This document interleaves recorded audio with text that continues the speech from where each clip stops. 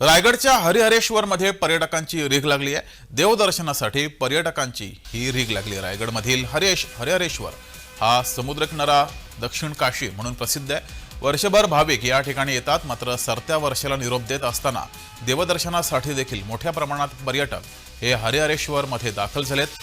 समुद्रकिनारी मौज मजा आणि देवदर्शन असा योग साधत पर्यटक भाविकांनी हरिहरेश्वर येथे गर्दी केली आहे।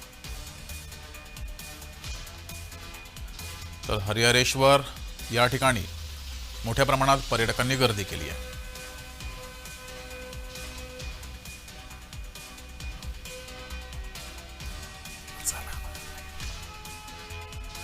तर हरिहरेश्वर मंदिराबाहेरून आढावा घेतलाय आमचे प्रतिनिधी अजय नाडकर यांनी। पाहूयात।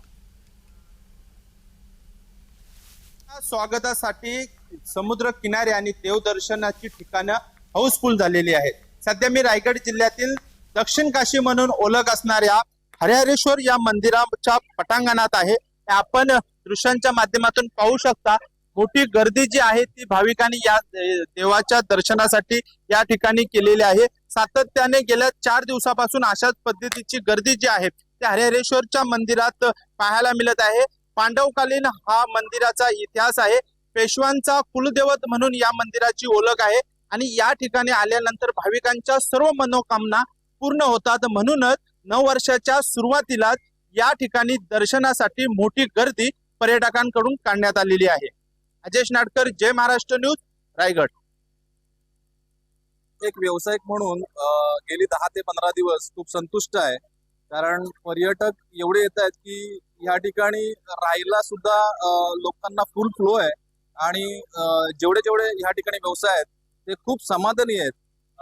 ह्या 8-10 दिवसात गेले 8-10 दिवस एवढी प्रचंड गर्दी आहे की राहण्याची सुद्धा सोय काय लोकांची होत नाहीये, पण भविष्यात येणारा जो फ्लो आहे तो खूप यावा ह्यासाठी आम्ही खूपसे प्रयत्न करत आहोत। आलो आहोत हरिहरेश्वरला, जर सुट्टीचा दिवस आहे आणि आमचा महिला ग्रुप आलेला आहोत। मंदिर खूप सुंदर आहे, प्रसन्न वाटतंय।